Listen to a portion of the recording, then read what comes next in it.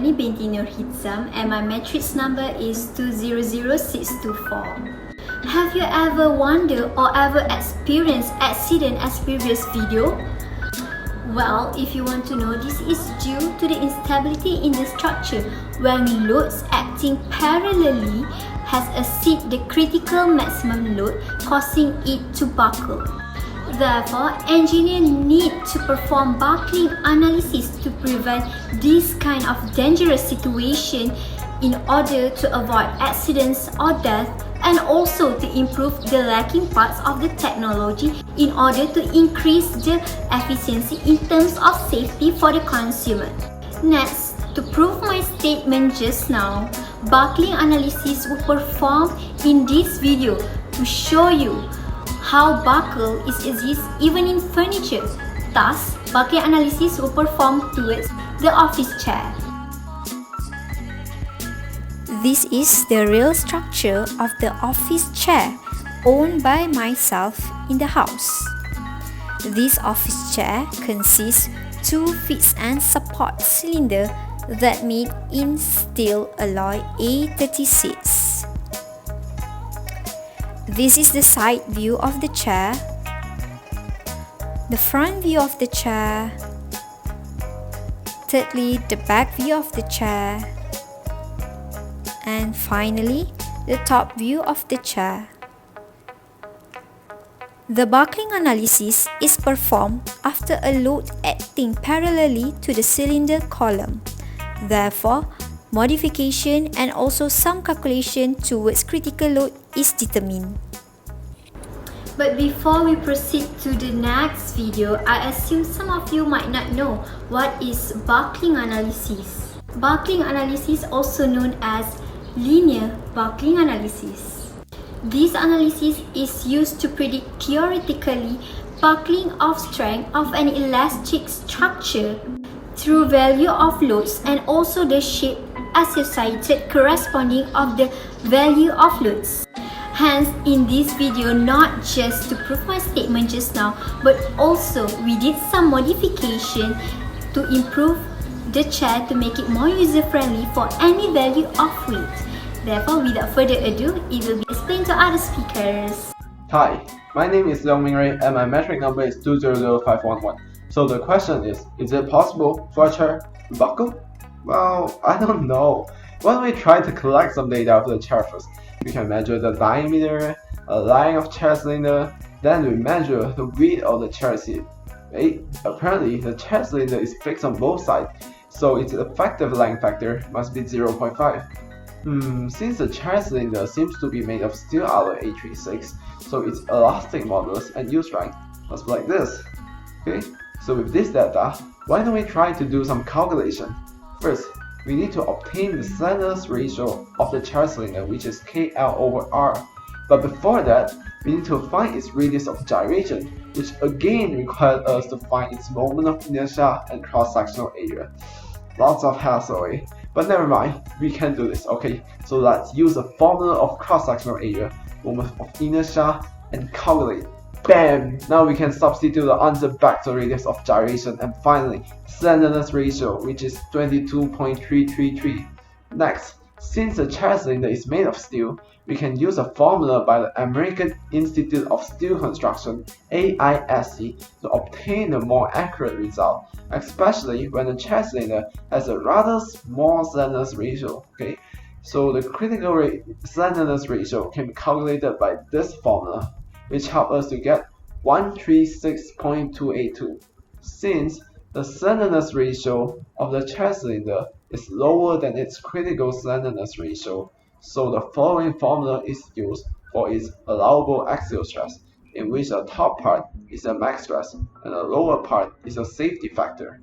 After we've substituted the value, we'll be able to obtain 125.637 megapascal, which is lower than our yield strength, meaning that the chair cylinder will indeed buckle before it yields.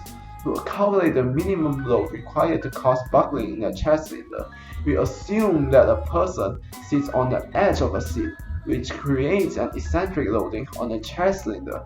So the eccentricity is approximately half the width of seat. So in the situation of eccentric loading, we will be applying interaction formula using the allowable stress that we've calculated previously. Using the formula, substitute and rearrange, then the maximum load that can be applied is 1072.424 Newton. But before we rush into the conclusion, we need to check if the requirement to use the interaction formula is satisfied. Which apparently is satisfied.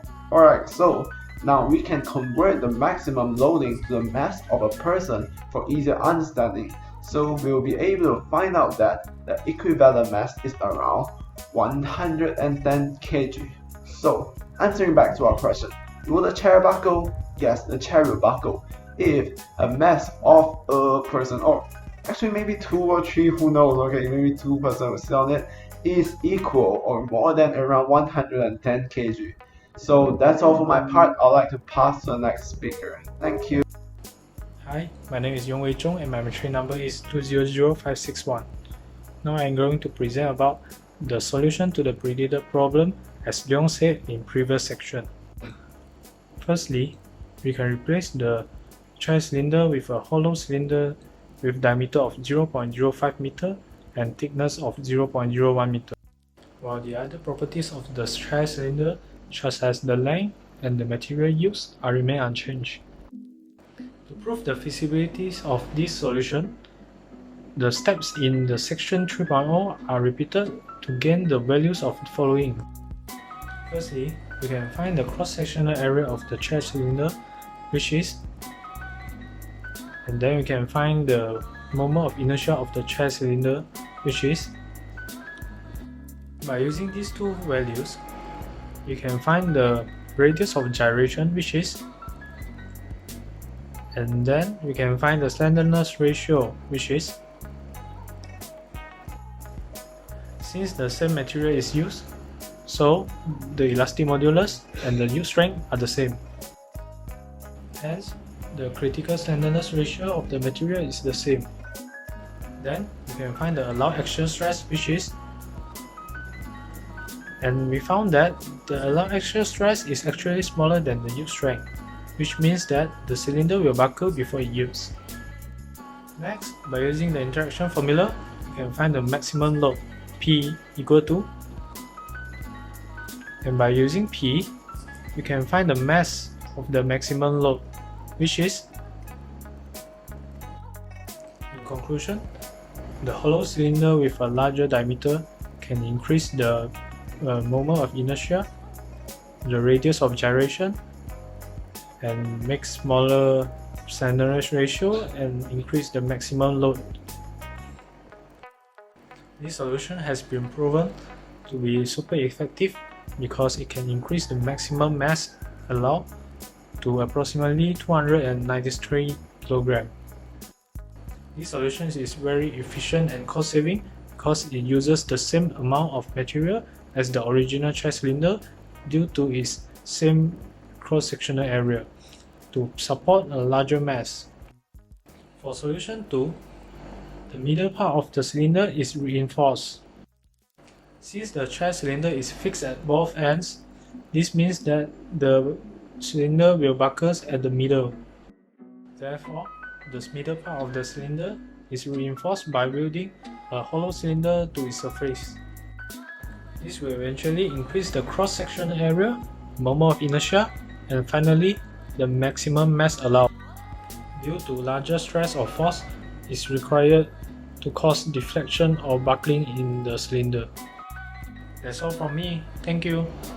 To summarize everything, this unmodified chair cannot exceed 109 kg or else buckling will occurs, which means it can lead into brittle behavior and also catastrophic behavior, which it can be dangerous for the consumer to use it.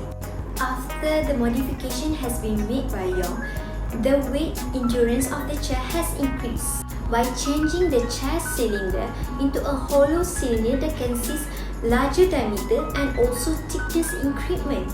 And so, through the buckling analysis calculation, the chair has proven that it can endure weight less than or equals 200 plus kg. To put it simply, the greater the value of the thickness or the diameter of the cylinder, the higher the value of the critical load that can endure the weight. So that is all from us. Thank you.